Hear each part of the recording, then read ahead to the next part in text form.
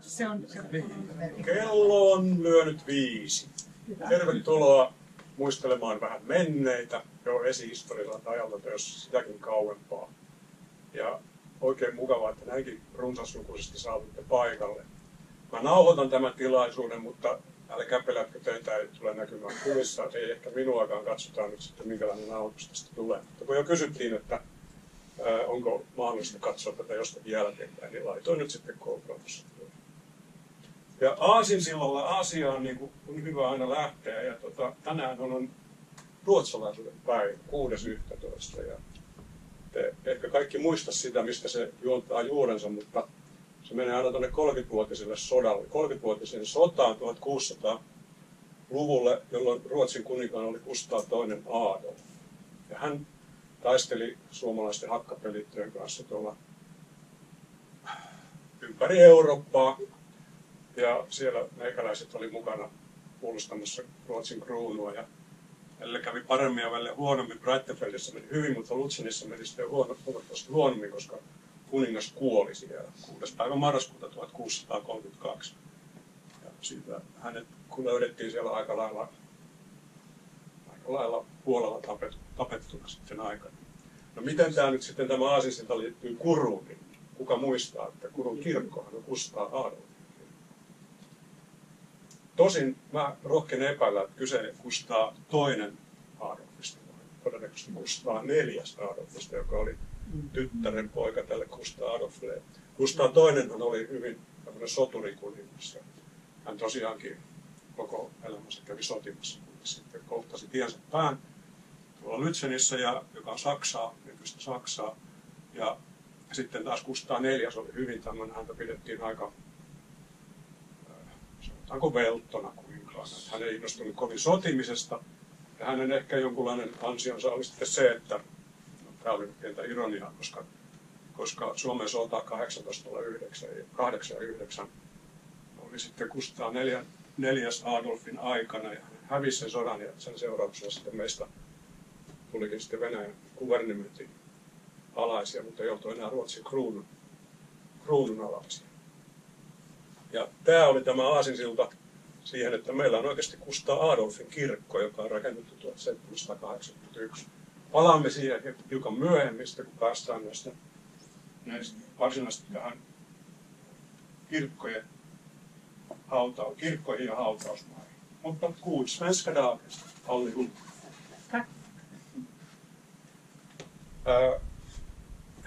Kuoleminen on aika vanha asia.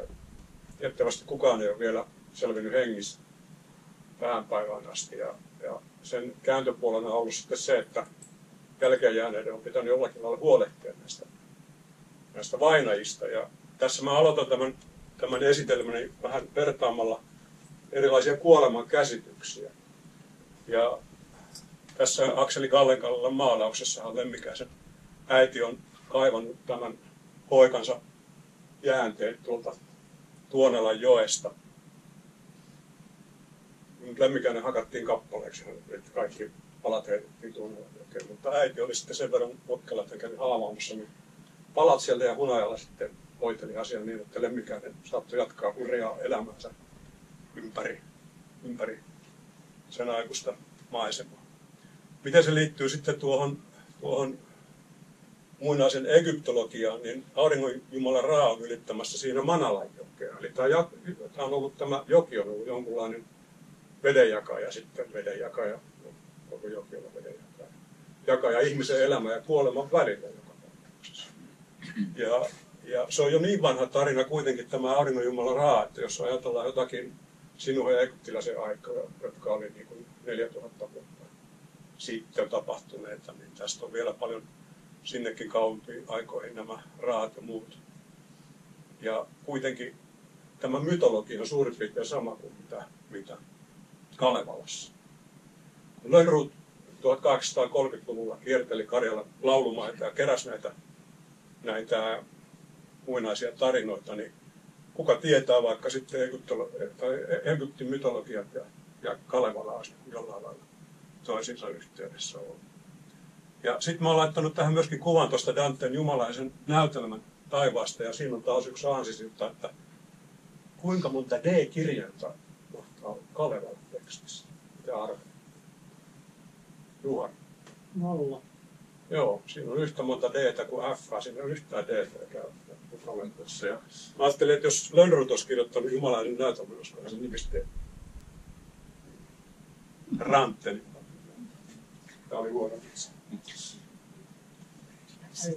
Joo, mutta hautauksen historiaa, jos mennään, niin kuin sanoin, että kukaan ei ole vielä hengissä selvinnyt täältä ja tiedetään sen verran, että jo muinaiset, ei muinaiset, vaan neandertalin ihmiset, jotka täälläkin Euroopan kulmilla joskus 30-50 000 vuotta sitten käyskenteli ennen kuin homo sapiens otti ikään kuin vallan ja elintilan, niin jo neandertalaiset hautas vainajia. Siitä on jo niin on tehty löydöksiä, että näin on käynyt. Pientä ongelmaa on aiheuttanut niiden todentaminen siinä, että ihmisen maallinen tomumaja häipyy 1000 vuodessa, varsinkin täällä Suomessa, kun on hyvin hapantaa maaperä, niin 1000 vuodessa ihmiset ei jää mitään jäljelle. Eli maasta sinne alle tullut, niin se pitää kyllä paikkansa, että maaksi myöskin tulee. Ja sen takia sitten nämä haudatut neandertalaiset, niin heistä ei sitten juuri mitään jäänyt jäljelle, jos ei sitten ole poltettu jotain. Koska poltettu luu säilyisi jopa iankaikkisesti. No, kivikauden aikana ja ennen ajanlaskun alkua, niin hautalöytöjä on tehty paljon.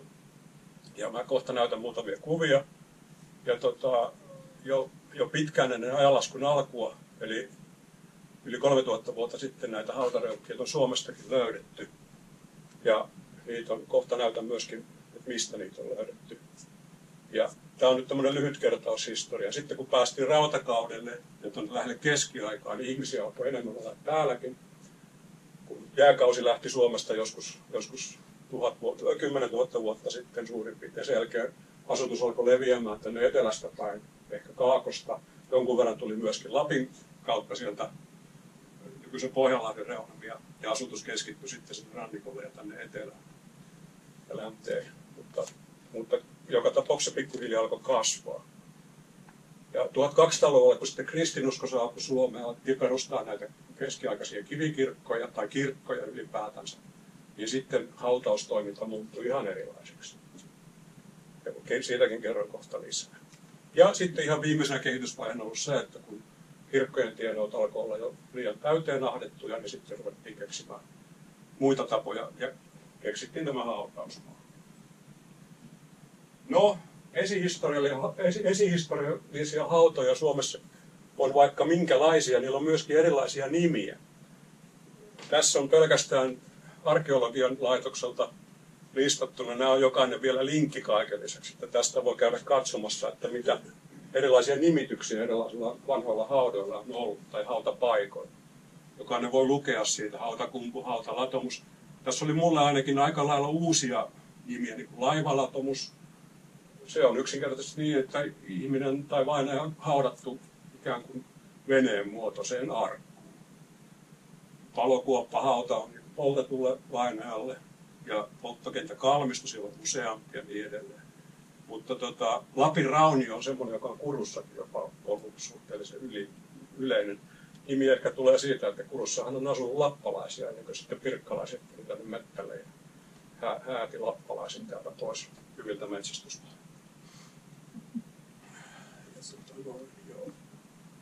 Eli näitä on vaikka minkälaisia. Ja siinä nyt on jo ensimmäinen kuva sitten tämmöistä paasiarkusta, josta voi hyvin kuvitella, että on tehty tuommoinen suhteellisen tasaseinäinen, arkunmuotoinen kiviröykky, ja sinne se vainaja on sitten joko laitettu semmoisenaan tai sitten hänen jäänteeseen supoon. Ja näissä on sama ikään kuin tutkimisen kannalta sama ongelma kuin joissain esihistoriallisissa, että kun ihminen on tarpeeksi pitkään tässä nappamassa maaperässä, siitä ei jää mitään. Ei sitten tasan mitään. Niin vaikea sanoa, että onko kyseessä ollut mies, nainen, lapsi vai mitä. No poltetusta luusta saadaan sen verran DNAta talteen, että pystytään ehkä määrittelemään sen vainajan kuolin hetken ikä ja jopa sukupuoli. No sitten mennään vähän eteenpäin historialliseen aikaan, joka tarkoittaa ajanlaskun jälkeistä aikaa ja sitten alkaa olla jo kirjoitettua historiaa. Eli tuolla edelliseen ajankohtaan, niin silloin ei oikeastaan vielä ollut mitään kirjoitettua tietoa Suomessa ainakaan. Ja myöskään ei ollut kirkkoja, jotka on aika hyvin pitänyt tätä kirjanpitoa näistä vainajista ja näin jopa tosiaan 500 vuotta sitten vanhoihin asioihin.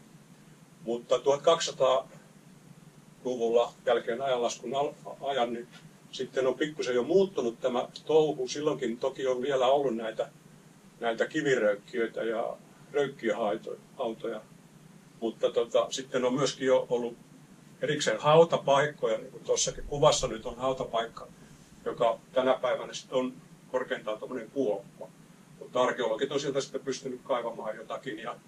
Ja vaikka äsken sanoin, että se vainaja päihtyy maailmankaikkeudesta tai muuttuu pölyksi tai tomuksi, niin tuohon aikaan vielä laitettiin vainajan mukaan sitten yhtä ja toista. Kivikaudellakin laitettiin. Esimerkiksi kivikirveitä, kiviastioita, saviastioita, nehän saattoi säilyä siellä tästä paljon pidempään kuin tämä kalvo. Ja vielä keskiajalla sitten näitä erilaisia esineitä oli koruja, oli pronssikoruja ja tosiaankin aseita, jotka oli sitten jo metallista tehtyjä, astioita ja niin edelleen. Vainaja haudattiin saariin, niitä on paljon.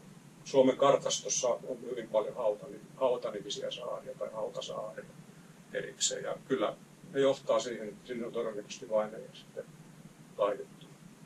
Yksi syy on ollut useimmiten se sitten vielä keskiajan jälkeenkin tai tällä myöhäisemmällä ajalla, että kirkot saattoi olla niin kaukana, että vainaja ei ruvettu sitten kuskaamaan tarpeettoman kauaksi, vaan keksittiin joku muu paikka.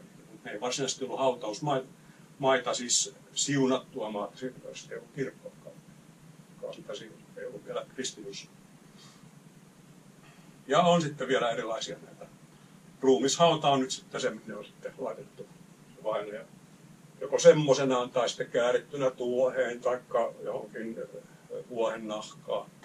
Ehkä puettu johonkin vaatteisiin, mutta ne on kaikki häipynyt. Ei enää pysty sanomaan 1000 vuoden jälkeen, mitä siellä oikein. Ja sitten saa myöskin puuttua puheeseen, jos tulee jotakin mieleen kysyttävää tai omia tietoja asiasta tai arvauksia. Me jatketaan vielä, tässä on varmaan vähän kertaustakin, mutta sekä poltto että ruumishautaus on ollut hyvin yleistä. En tiedä, mikä sen on aiheuttanut milloinkin, että ihminen on päätetty polttaa ja milloin se on sitten päätetty laittaa kokonaisena vainaja sinne hautaan, mutta molempia on olemassa. Paikat on yleensä ollut kuitenkin hyvin semmoisia näkyviä tai niin kuin tärkeitä paikkoja. Ja siinä on tietysti vaan ehkä 2 vaihtoehtoa. On haluttu, että se vainaja ikään kuin näkee hyvin sieltä entisen elinpiirinsä ehkä korkealta. Ja toinen vaihtoehto on ollut se, että sitä on arvostettu sillä tavalla, että ihmiset on oikeasti halunnut näyttää, että tässä on meidän kalmisto ja tuolla meidän esinsä makaa. En tiedä. Kirjoitettua tietoa on valitettavan vähän, jos ihmiset osannut oikein kirjoittaa. No, Kurussakin löytyy näitä muinaisia asunpaikkoja, ja mä katsoin vain tuolta arkeologian sivulta, niin tuolla sillanpäässä, onko tämä Juhani jossain teillä päin tämä sillanpää siellä? No. Niin sieltä on löytänyt kai vissiin Kurun alueen vanhempia, ja niiden määritykset on jopa tuonne jääkauden heti jälkeiseen aikaan, eli jopa yli 10-11 000 vuotta sitten on ensimmäiset merkit. Siellä on joku pyörin. Ja sitten tuolla meidän kylällä on ainakin yksi paikka, ja Lapin Kiuas, joka on tämmöinen röykkiö. Mä näytän kohta kuvan siitä, niin Tienarissa on ilmeisesti yksi. Mä en kyllä tiedä missä on, tietääkö? Koskaan kuullut. En mäkään ollut. Mä nyt luin tuolta Veikko Leukun arkistoista löysin tiedon. No. Ja missä on Jylhän pudoke Sikkilässä, niin mä sitäkään. Se näin Jylhän kosket. On varmaan siellä. Joo, kyllä. Joo. Ja Riuttasella on sitten Kapeeniemessä. On kai myöskin joku. Joo. 7. Sikkilään laskevaan joivarta. Niin. Tuo Jylhän laaka löytyy taas. Joo. No näille asuinpaikoille on kaikille yhteistä se, että ne on yleensä vesistöjen rannalla, koska siihen aikaan liivettä pitkin ei mitään teitä edes ole. No näitä löytyy, mutta mennään eteenpäin. Siinä on nyt sitten tämmöinen kivihauta, joka voi olla nimeltään noita äsken mainittuja, Lapin hauta ja kirnu, ja mitä kaikkea kruunuksi sitä on sanottu ja myöskin näin. Ja tästä nyt voi sitten vaan arvailla, että miten se on tapahtunut se hautaaminen, niin kun tämä ei ole siis yhden ihmisen hauta. Et sinne on saatettu pistää vuosisatojen aikana ihmisiä tai ihmisten jäänteitä, siis joku poltettu. Ja näitä on myöskin pöyhitty jälkeenpäin, siis ennen joku arkeologia on edes keksitty, niin kyllähän niitä on sitten tutkittu, että onko sinne laitettu mitään arvokasta, esimerkiksi koruja tai jotain astioita tai aseita tai tämmöisiä, niin niitä on pöyhitty sitten kyllä paljon sen jälkeen. Niin, hiidenkiuas oli se sana, mitä mä äsken. Ja ne oli hyvin tämmöisiä, niin kuin tuossa kuvasta nyt saattoi päätellä, niin siellä sitten oli näitä useampia paasiarkkuja ja vainajat sinne peiteltiin kivillä ja yksi tärkeä syy oli se, että jos oli kokonainen vainaja, niin sitten ei eläimet pääse niitä onkimaan ja siihenkin palaa vielä myöhemmin. Ja ei mitään semmoista ohjetta ollut, kun ei ihmiset teki niitä, en tiedä minkälaisella intuitiolla, mutta kaiken muotoisia niitä on ollut ja isommat on ollut semmoisia jopa 30 metriä kertaa 30 metriä. Eli aika isojakin kivikoita kaiken kaikkiaan. Joo. Ja sitten vielä ennen sitä kristinuskon tuloa niin laitettiin todellakin niitä henkilökohtaisia esineitä sinne mukaan. Ja ne on sitten monasti nämä hauta-antimet on kertonut kyllä siitä haudan historiasta enemmän kuin se jälkeen jäänyt kalma. Ja tosiaan sitten niin koko saattoi myöskin kasvaa sitä mukaan, kun niitä kiviä siihen lisää laitettiin. Ja kivet saattoi käydä sitten loppujen lopuksi vähiin. Saatettiin penkoa sinne arteen toivossa, niin kuin sanoin. Ja sitten niitä saatettiin tarvita jonkun navetan tai saunan rakennusaineeksi. Sitten niitä haettiin sieltä. Ei se niin turhan tarkkaa. No kyllähän nykyäänkin hautakiviä viedään hautakivilta pois ja niistä tehdään täyteaine. Tuossa on Eurasta kuva, jossa on 20 tämmöistä hautaröykkiä löydetty. Ja todennäköisesti tämäkin on ollut joskus aikanaan hyvin aukea mäkiä. Vaan sitten 100 vuotta sitten viimeistään lähtenyt kuusikkaassa. No, kaikki kivikasat ei tietysti ole hautoja. Että se kannattaa huomata, että kun menette nyt sinne kotikylille tai jonnekin, tuossa on selvästi hauta, niin ei se välttämättä ole, koska se voi olla joku viljelysraunio, jota varsinkin tuolla Savossa on niin paljon, että pellon reunoihin kerättiin pellolta kiviä. Peltohan tuottaa sitä kiveä niin sukupolvesta toiseen. Se on yksi mysteeri mulle kanssa, mistä niitä riittää. Voi olla kivenhakkaa ja jätekasa, erityisesti täällä Kurussa, niitä on varmaan vähän joka talon pihassa. Se voi olla joku uuninpohja, voi olla uhriröykkiö, siis uhraaminen on sitten kokonaan eri asia, jos on saanut uhrata jotakin lampaita tai muuta tarpeellista. Merimerkki eli kummeli, rajamerkki saunatariihenkivos tai sitten se voi olla sotavarustus. Ja luonto on tehnyt sitten vielä näitä rakkoja ja veden huuhtumisen aiheuttamia pirunpeltoja. Pirunpeltohan on meille kurulaisille hyvin tuttu asia, koska täällä filmattiin tämmöistä. Vaikka sehän muodostuu niin, että kun vesi vetäytyy, niin se huuhtoo kaiken maa-ainekset pois siitä. Jää vaan kivet jäljelle ja sitten kaiken lisäksi tulee tämmöinen hieno mä en enää ihmettele, mihin mä oon 2 viimeistä päivää mennyt, kun mä oon tehnyt tämmöisiä näin hienoja esityksiä. Oliko kukaan pirunpellossa mukana? Pääsikö kukaan? Oliko paikalla? Oltiin tässä täällä. No niin, sehän oli kunnattava vaan mikä pääsi. No niin. Poliisia sen oli Sä oot melkein julkissa.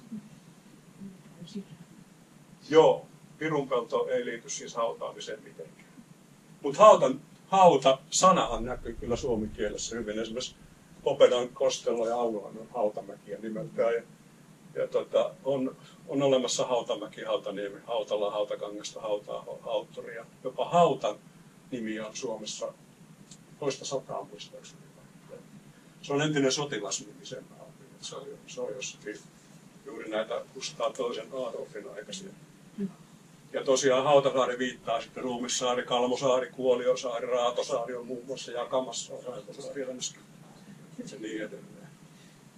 No, se tarkoittaa kuolleen ruumiin leposiainen. kaivettua kuoppaa tai kammiota. Lainasana ilmeisesti.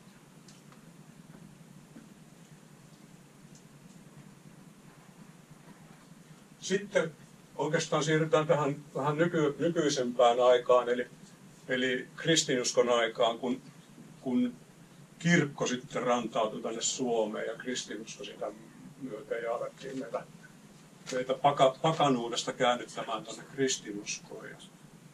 Mehän kuuluttiin, niin kuin äsken tuossa jo puhuttiin, niin Ruoveden emäseurakuntaa ja vuonna 1666 Kurusta tuli sitten kappeliseurakunta. Ja mitä se sitten tarkoittikaan, niin ei paljon mitään muuta kuin, että Kuruun sitten rakennettiin myöskin ensimmäinen tämmöinen, voisiko sitä nyt kutsua kirkoksi, mutta ainakin saarnahuone. Veikko Leukun mukaan se oli saarnahuone. Ja semmoinen tarina Veikko Leukulla oli, mä muistan, onko se myöskin Kuru-historiassa kerrottu, että kurulaiset kokoontui Onnian saareen, joka on tuolla Lankavedellä lähellä vastapäätä Muroletta melkein. Ja meni Onnian saareen ja sitten ne laittoi hirren uimaan sinne Lankaveteen eli Näsijärveen. Ajatuksena, että mihin se päätyy, se hirsi, sinne rakennetaan kirkko. Ja se tuli sitten tuohon Keihäslahden pohjukkaan, se hirsi kuulemma. Ja samaisen Veikko Leukun mukaan, niin ja myöskin taru ja tarina, niin oli 7 veljestä, jotka ilmeisesti ei ollut kuitenkaan Aleksis Kiven keksimiä veljeksiä, vaan ihan oikeasti 7 veljestä, jotka rakensivat tämän ensimmäisen saarnahuoneen. Ja se oli ihan samalla paikalla kuin sitten tämä nykyinen Kustaa Adolfin. Ja tosiaan 1666 saatiin tämä herrahuone tänne, mutta ensimmäinen kappalainen eli Henrik Frosterus. Ollaan melkein kaikki varmaan muuten Frosteruksen Henrikin sukulaisia sen takia, että hän oli 19 lasta. Ja niitä kyllä riitti sitten joka taloon niitä Frosteruksen jälkeläisiä. Ja tämä on sitä samaa kuin muistuttaisin Kingelinin sukuun. Frosterus Kingelinin mitä edeltäjiä. Mutta hän tuli Ruovedelta, tämä Frosterus, hän on pappissukuus mikä. Ja hän asettui tänne vasta 1708. Ja sitä ennen kurulaiset sitten kävi Ruovedellä kirkossa, joka sitten ei ollut kauhean kaukana sen aikaisella mittapuulla. Mutta kerran pari vuodessa sitten joku Ruoveden pappi kävi täällä vähän kansaa sivistämässä. Joo, ja siitäkään ei ole varmaa tietoa, että milloin tämä ensimmäinen saarnatupa rakennettiin. Se saattoi olla jo 1666, mutta viimeistään vuonna 1680 se rakennettiin sitten tälle samalle paikalle, missä oli tämä Kurun seuraava kirkko, joka rakennettiin 1778. Ja sehän paloi seuraavana kesänä. Uusi kirkko, ei ollut kuin vuoden siinä heinäkuun lopulla. Salama poltti sen ja silloin lähti. Mutta ei sitten kurulaiset siitä kuitenkaan lannistunut ja tämä nykyinen Kustaa Adolfin kirkko vihittiin sitten syksyllä 1781. Eli kohta 250 vuotta on tässä sitten meillä ollut oma kirkko. Ja komia kirkko onkin. Jos paatte merkille, niin tässä on ikkunat. Ne on jotenkin omituisen näköiset sen takia, että ne ei enää ole siinä. Ja nykyään se kirkko näyttää sitten täältä, vaikka tämäkin on jo 100 vuotta vanha kuva tai ylikin, niin kirkon ikkunat vaihdettiin sitten tuossa 1800-luvun lopussa. Ja syy oli kuulemma se, että tarvittiin lisää valoa sinne kirkkosaliin. Ja ei ollut sähkövaloja silloin, eikä paljon mitään muitakaan valoja kirkossa varsinkaan. Ja näin ollen sitten päätettiin ne muuttaa. En tiedä, makuasiaa ei kannata kiistellä, mutta niin. Onko siinä yhteydessä myöskin se maalattu valkoiseksi, koska katso, kun se on kuulemma ollut semmoinen sininen, niin kuin saarnastuoli alla oleva sininen. Sitä entrattiin sitä kirkkoa kyllä sitten moneenkin otteeseen. Alun perinhän siinä oli niin, että tämä on se etelä ja länsi, niin pohjoispuolen ovea ei ole ollenkaan. Sekin on rakennettu myöhemmin. Samoin sakasti oli aikaisemmin ei siellä päädyssä, missä se nyt on, vaan kirkon pääovesta missä oikein. Siellä oli sakasti. Mutta sitten kävi niin, että kun siellä on hyvin tarkkaan määritelty, että kuka saa istua missäkin. Ja oli niin kuin tärkeät ihmiset ja niin säätyläiset talolliset Ja kylän tämmöiset niin kuin mahtisuvut istu tietenkin pitää lähempänä alttaria, niin sitä tärkeimpiä ihmisiä oli. Ja se oli miesten ja naisten puolella vielä erityisesti. Ja naisten puolella oli aina hirveä tungos sen takia, että heillä oli myöskin lapsia mukana, jolloin sitten pikkuhiljaa kun naiset alkoi siirtyä myöskin sinne miesten puolelle sen takia, että ei vaan muuten mahtunut. Mutta sitten joku ruotusotamies, jonka nimeä nyt en tätä muista, niin oliko vaatima, että kyllä ruotusotilaankin pitää olla oma paikka kirkossa. Ja sitten päätettiin rakentaa se parvi, missä on ne turut. Ja turuthan tuli vasta sitten myöhemmin Hämeenlinnasta tulen Kangasalan nurkutehtaalta 1900-luvun puolella, mutta kuitenkin. No, eksyin aiheesta kuten aina, mutta näin siinä kävi ja kuitenkin sitten kirkkorakennuksen tultua ja se 1600-luvulla rakennettu kirkon sen alle jo haudattiin sitten vain, koska se oli pyhä paikka ja alkuun sinne haudattiin lähinnä papistoa, jotka oli tietysti tärkeimpiä ihmisiä maailmassa, mutta sen jälkeen myöskin sitten säätyväisiä, eli aina tärkeitä ihmisiä. Ja vähän myöhemmin sitten saattoi jopa ostaa sen hautapaikan. Jos sulla oli paljon rahaa, niin pääsit sinne kirkon lattialle. Mutta 1700-luvun lopulla ne sitten alettiin siirtää entistä enemmän sinne kirkon kupeille, mutta sielläkin oli eri arvojärjestys. Eli täällä eteläpuolella oli niin kuin huomattavasti arvokkaammat paikat. Sinne laitettiin sitten niin kuin just talollisia ja muuta virkamiehistöä ja pappeja ja muuta. Ja sitten köyhää kansaa pantiin vähän tuonne, niin mihin aurinko niin paljon paistaa, niin sinne mahtui kyllä porukkaa sitten. Mutta sitten 1822 kiellettiin lailla vainajien hautaaminen kirkolla. Ja silloin niihin aikoihin jo oli kenraali von Möller, josta Pirkko muuten julkaisee kirjan, ihan milloin se on. 26. päivä. Niin, muistakaa tilata, ostakaa. On varmasti mielenkiintoinen kirja. Niin kenraali Möller, joka asui siinä kivenheiton vieressä ja siinä virkatalossa, eli Puusterissa, niin hän rupesi valittamaan, että nyt nämä vainajat pitää saada pois tästä kirkon ympäristöstä ja varsinkin tuolta kirkon lattian alta sen takia, että mistä oli ympäristöhaittaa. Ja voitte kuvitella, kun on olemassa kirkonkirjassakin tietoa, että jumalanpalvelukset tai messu pidettiin kirkon pihalla joskus helmikuussa. Ja syynä oli se, että siellä oli niin sankka katku siellä kirkossa sisällä, että ihmiset ei pystynyt ne olemaan. No siellähän oli kahdenlaisia hautoja. Oli semmoisia, niin kuin, miksi niitä nyt sanoisi, kryptoja tai tämmöisiä kivisiä arkkuja, joilla vainajat sitten saatettiin laittaa saman perheenjäseniä samaan tämmöiseen sammioon, joka oli kivillä tai kiviparalla peitetty. Tai sitten multahautauksia, multa oli korkeintaan 50 senttiä tai jotain. Ja Möller oli erityisen siitä sitten pahoillaan, että siellä oli hajuhaitta. Ja sitten kun eläimethän sai kulkea aika vapaasti, siis vuohet ja kanat ja kissat ja koirat ja lehmät, mitä olikaan, niin nekin sai siellä hautausmaalla pyöriä sitten vapaasti.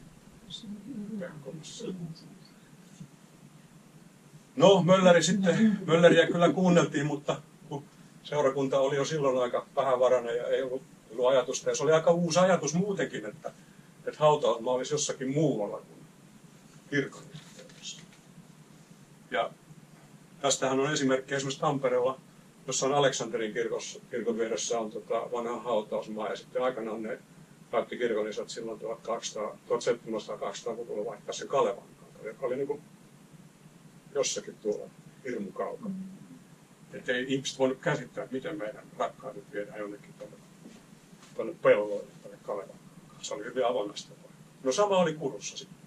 Että vaikka tämä paikka sitten siirrettiin, tämä hautaaminen siirrettiin tuonne Hoppasojan suulle, eli nykyisenä vanhana hautausmaana. Mä en tiedä, tuskin silloin sitä vanhaksi hautausmaa. Silloin se on ollut varmaan hautausmaa. Niin vuonna 1959 avattiin sitten tämä nykyinen vanha hautausmaa. Punaisen mullan hautausmaa. Se on punaisen mullan hautausmaa, nimenomaan sillä nimellä. Ja tämä nimikin kertoo, että miksi se paikka valittiin. Siellä vesi menee helposti läpi ja sinne on helppo kaivaa niitä hautoja ja niin edelleen. Niin se varmaan oli oikein sovelias paikka. Ja mä tsekkasin tuolta hautapaikoista, vai mikä se olikaan, niin siellä on nyt 199 rekisteröityä tai tiedossa oleva hautaa. Tosin siellä on muutamia, joista ei saa selvää, kuka siinä on, eikä ilmeisesti seurakunta. Ja sinne ei ole nyt hetken juuri ketään haudattu, mutta ei siitä nyt vielä kymmeniä vuosia, kun on viimeksi haudattu sukuhautaan. No sitten onhan Kurussa myöskin Puntasen talon hauta. No Puntanen lienee yksi Kurun vanhimpi, jos ei vanhin talo. Muistan näitä Puntanen, Hänninen, Pusu, Kastari. Ei, Kastari ei ole valitettavasti yhtä vanha. Ei ole yhtä vanha. 1500-luvun Taipale. Taipale on jo Porko. Joo. 500. Mun mielestä Valitettavasti ei ole Kastarissa ennen kuin 1700-luvun poikissa. vasta 1700. No niin, on se vanha. No joo, mutta täällä on Puntasen talon, mä muistan kotiseutuneuvos Mäkisen Tapsa, mulla joskus me käytiin katsomassa ja Tapsa muisteli, että jossakin missä päin se on, tuolla käytiin ajelemassa siellä Riuttasilla päin, niin onko Puntanen Riuttasilla kai se on? Niin siellä on jossakin ollut hautausmaa ja varmaan on selittänyt se, että on liian pitkä matka ollut mihinkään tänne kylille, niin sen takia. Ja sitten tuossa on Ruttohautausmaa, mä sekä paikkaa tarkkaan tiedä, mutta se on tuossa Vesitornin eteläpuolella, missä on se Löyttyjärven tieristeä. Siinähän on vanha Ruttohautausmaa ja Rutto on kuoltu joskus 1670-luvulla. Että en tiedä siitä sen enempää. Enkä ole löytänyt historiankirjoista kummastakaan oikeastaan. Joo, tässä on mielenkiintoinen yksityiskohta on hevospuomi ja tämä vanha aita, joka vuonna 1957 sitten Paavo Leppäsen toimesta rakennettiin uudestaan kiviä. Ja tässä on Mantereen ottama valokuva ja tämä on tuolta Finnan sivulta ja siinä luki 1900-20-luku, mutta se ei voi pitää paikkansa, niin kuin tästä voidaan päätellä. Että siinähän on niin kuin sankarihaudat, kaikki puisille risteille, tämä on siis 40-luvulta. Täytyy olla. Siellä on hetkinen menee jopa ehkä 50-luvulle, koska tuo muistopatsas muistaakseni tehtiin vasta 50. Voisiko olla niin.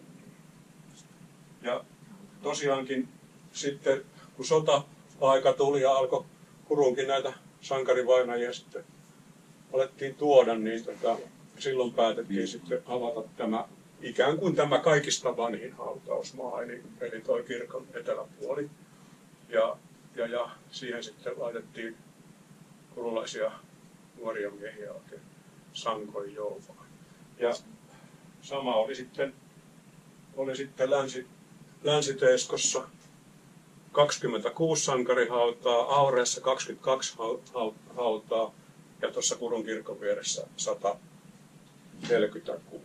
Eli meillä on 140,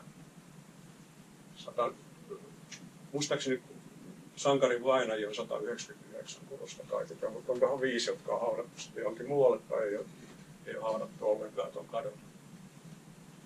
Ja nyt taas sitten lukee täältä. Pantiinko sukuhautaan? Niin, se kyllä on varmasti. Ehkä niin.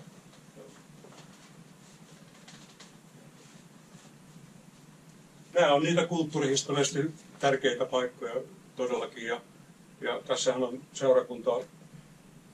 Ylöjärven seurakunta vääntänyt aika paljon, varsinkin tuolla Aureessa siitä, että kun jopa sankarihautoja tai sotaveteraanien hautoja on sitten hävitetty tai ollaan hävittämisen uhan alla sen takia, että ei ole enää ikään kuin haudan haltijaa, eli toisin sanoen maksajaa. Ja siitä nyt meidän kaikkien pitäisi pitää meteliä, että ei ainakaan tilan puutteen takia niitä tarvitse hävittää. Että kyllä täällä tilaa riittää meidän jokaisella hautausmaalla, jos ei nyt lasketa vanhaa hautausmaata, niin tilaa riittää, että sen takia niitä hautoja ei kannattaisi hävittää. No ei sankarihautoja ole koskemassa, mutta sotaveteraanien hautoja ollaan jo hävitettykin. Joo. Ja nyt päästäänkin sitten jo tähän hyvin lähelle nykyaikaa. Ja tässä tämä pieni kertaus vielä, että vainajia on kirkon aikana 1600-luvulta sitten haudattu tuohon kirkon ympäristöön ja tienoille, sitten sankarihautoihin tosiaan vielä sotien jälkeen ja sotien aikana. Vanha hautausmaa 1859, Tammikangas 1904 ja Aurejärvi ja Länsi-Teisko suurin piirtein samoihin aikoihin sitten. Reilu 100 vuotta sitten, että viime kesänä oli Länsi-Teiskon 100-vuotishautuumaa juhlat ja Länsi-Teiskohan ei 100 vuotta sitten kuulunut Kuruun, mutta heillä erityisesti oli aika hankalaa se vainajien kanssa touhuaminen, kun hautausmaa oli järven toisella puolella. Sitten mullakin on yksi valokuva, tai Topotimissa yksi valokuva, jossa vainaja viedään Stoukanmaassa. Sekin on kova homma. Viimeinen sankarihautaus Kurussa oli 2002. 2002 vai 2011, nyt meni vuottelen sekaisin. Eino Kiviniemi löytyi ja haudattiin. Niin, tulee Topotekin kuva. Heti kun ehdit. Tänään jo laittaa. Se vaan sopii.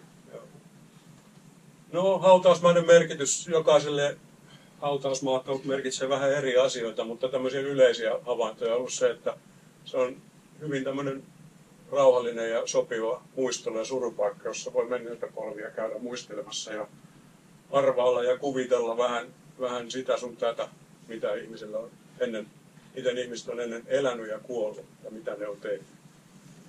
Ja ne on paikkakunnan muisti. Sieltä näkee, ketä täällä on aikanaan asunut ja minkälaista historiaa silloin on eletty. Ja sankarihautausmaat on kansakunnan historiaa, jos mikä. No, myöskin tämmöisiä puistomaisia kauniita paikkoja. Suomessa erittäin hyvin hoidettuja pääsääntöisesti. Että on joku vanha Messukylän keskiaikainen kirkko ja sehän päästettiin joskus aika lailla. Se oli joku suurin piirtein latokäytössä, eli jonkunlaisena olkivarastolla, mutta sitten 50-luvulla sekin pelastettiin ja samoin sitten hautausmaa. Ja joo, kyllähän ihmisten tämmöinen kulttuurikäsitys näkyy myöskin hautausmaiden, ne on hyvin kerrosmaisia nämä hautausmaat, siellä näkee niin kuin, mikä on uutta kiveä ja mikä on vanhaa kiveä ja muistomerkkiä, niitä katsotaan kohta tarkemmin. Siinäkin hyvin paljon on tapahtunut edellistä.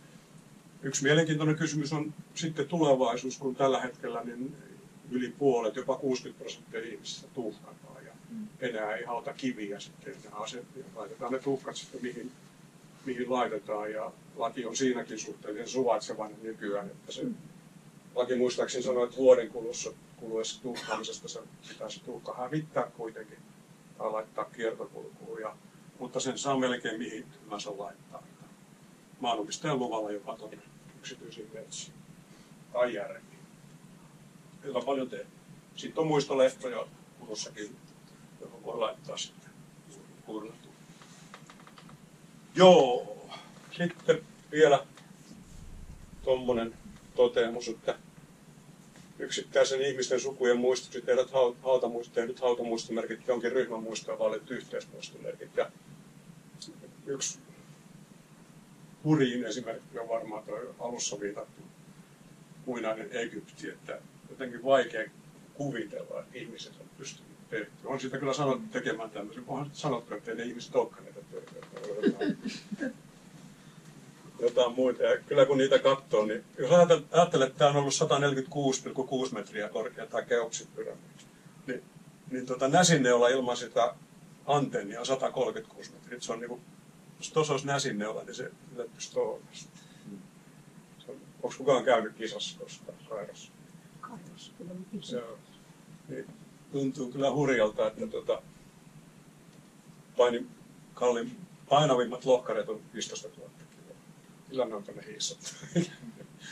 Ja sitten se, että kun tämä on 5 hehtaaria tämä Keopsin-pyramidi, vähän yli 5 hehtaaria tämä pohjapinta-ala. Ja yhden sivun pituus on 230 metriä, niin heitto on noin 20 senttiä.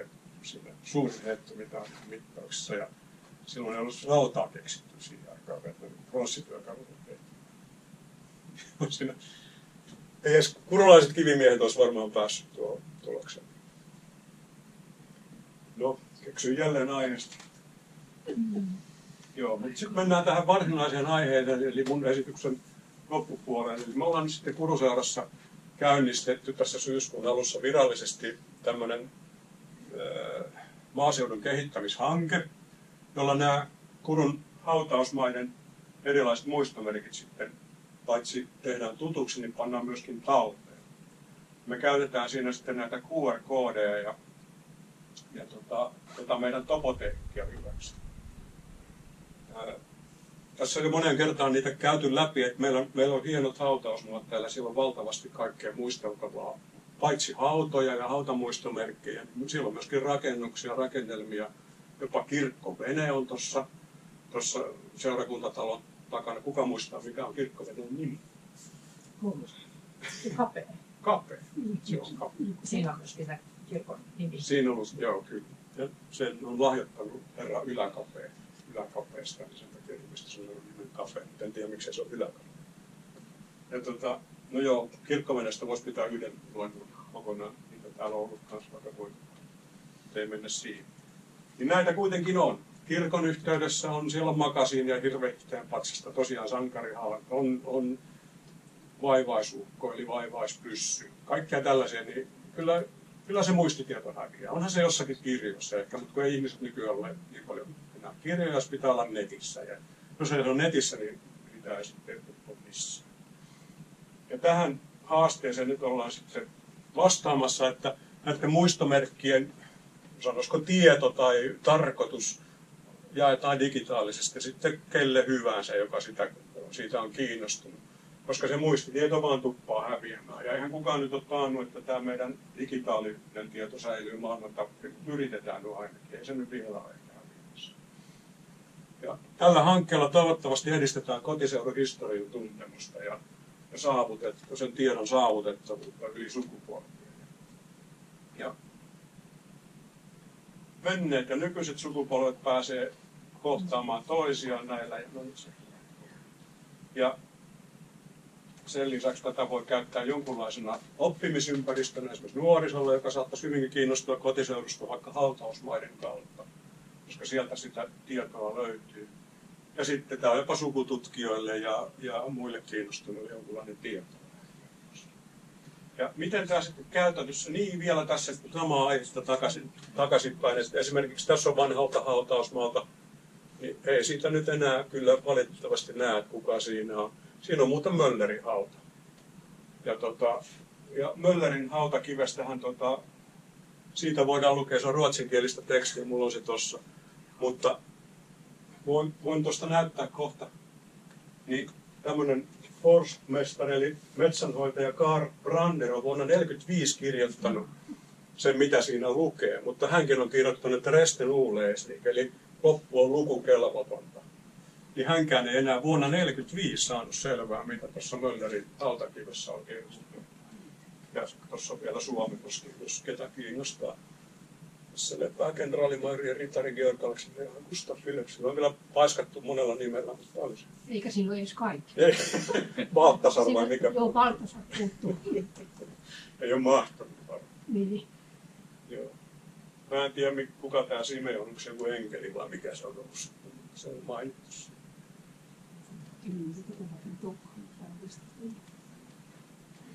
Mutta no silloin 1800-luvulla myöskin sitten nämä valurautaristit, joita tuolla Finlaysonilla tehtiin, tai sitten kyläsepät saattoi tehdä raudasta myöskin ristejä täällä, niin kuin näkyy, niin kyllä se maailma vaan syö nekin sitten jossain vaiheessa. Ja alkaa näin. Ja sitten jopa graniittipaasi, jossa on lukenut jotain, mutta ei voi enää yhtään. Ja tästä saa tästä kivestä selvän, että siinä lukee Yli-Karjala. Mutta ei myöskään hautapaikkatieto kerro muuta kuin Yli-Karjala, mutta kuka ja mitä ja näin. Ei pysty sanomaan. Eli kyllä se muistitieto häipyy, jos se häipyy kerran tuosta granittiin hakattuna. Siinä on varmaan kyläsepän tekevä risti, sekin on tuossa vanhalla hautausmaalla, mutta ei ole tietoa keneen. No niin, ja tämä hanke on nyt sitten niin, että me yhteistyössä ton Kurun Evan Yläjärven seurakunnan kanssa on päätetty käynnistää tämmöinen hanke, jossa sitten erikseen valittavien tiettyjen hautamuistomerkkien yhteyteen, samoin kuin rakennusten ja rakennelmien yhteyteen, asennetaan kiinteä QR-koodi, jonka voi kännykällä lukea ja sitten se yhdistää sen tuonne meidän Kurun muistiin digitaaliseen kotiseutuarkissa. Ja se tehdään yhteistyössä Yläjärven seurakunnan kanssa, eli Tuulikki Karvi, joka on hautausmuun päivittäjä tässä meidän vastaapeluri. Ja se on ilmeisesti tänään tuolla kirkkoon. neuvostossa käsittelyssä tämä asia silloin.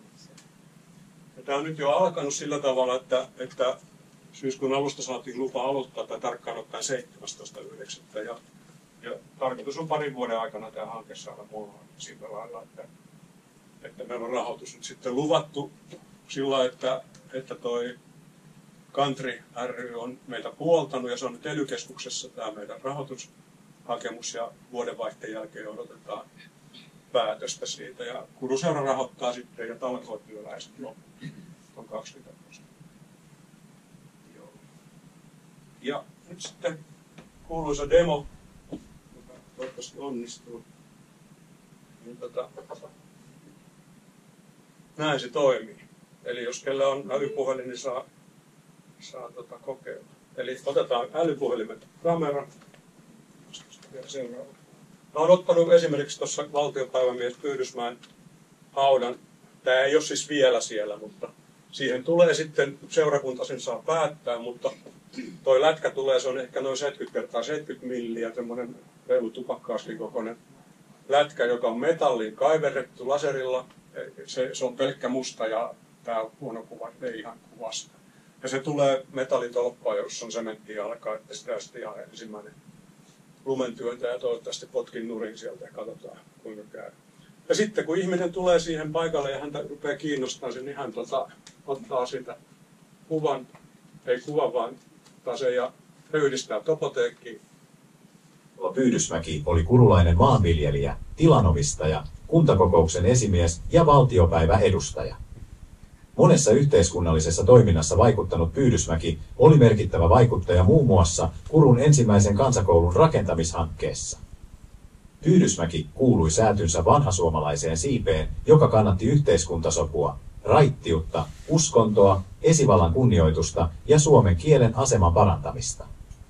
Kaarlo Pyydysmäki osallistui 2 kertaa valtiopäiville Ruoveden tuomiokuntaa edustaen. Näin se kaikessa yksinkertaisuudessaan toimii. Ja tämä oli nyt demo, meillä ei ole vielä näitä yhtään valmiina muita, mutta toi ääni on nyt tekoälyn tekemään ja Maria Jouluhan nyt tulee lukemaan niitä ja katsotaan. Mä ajattelin, että ei se nyt sinun äänessä Kyllä mä tein omallakin äänellä, mutta sitten tämä oli tämä tekoäly. Mulla on nyt 4 eri tekoälyääntä tässä ja kyllä mä yritän tässä ihan nyt luonnollista ääntäkin vielä ennen kuin sitten julkaistaan. Varmaan eri ääntä. Mutta ajatus on se, että ihminen, joka on kiinnostunut, hän saa sen sitten niin kuin äänitiedostona ensin. Ja jos häntä sitten kiinnostaa tämä asia vielä enemmän, niin hän pääsee topoteekista penkomaan ja kaikkea, mitä esimerkiksi Kaarlo Pyydysmäestä tiedetään. Mutta ensi alkuun sieltä nyt tulee kuva ja sitten joku ehkä minuutin puolesta kestävä äänitiedosto. Ja näin se menee sitten. Ja tässä on vielä My Heritage on kannustanut meitä kaikkia, että nämä hautakivet ja muut siirtyy kanssa aikojen kuluessa. Todellakin nyt ihmisiä jo tuhkataan ja entistä vähemmän haudataan, niin ainakin tähän asti nyt sitten nämä muutaman 100 vuoden aikaiset muistomerkit saada sitten talteen. Ja siitä on Helsingistä hallinto-oikeuden päätös, että näitä saa myöskin näitä kuvia sitten julkaista vapaasti. Ne ei tarvitse sitten semmoinen. Joo. Vielä Topotekista tähän loppuun kerron sen verran, että siellä on nyt jo noin 5000 tiedosta ja se on tämän kokoisen kylän kyllä minusta aika hyvin saatu. Että täälläkin on Antti ja Juhani ja ketkä tätä on ollut tekemässä, niin täytyy tunnustaa, että on iso työ tehty ja se työ vielä jatkuu ja koko ajan tulee niitä lisää.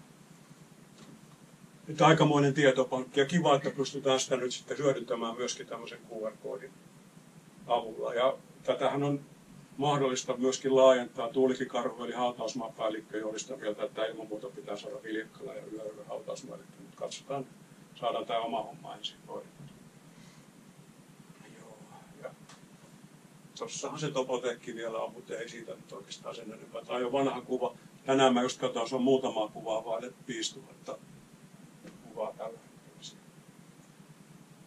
Eli näin, kiitoksia kaikille ja voidaan keskustella aiheesta, jos teillä on hyviä ideoita tai muuta.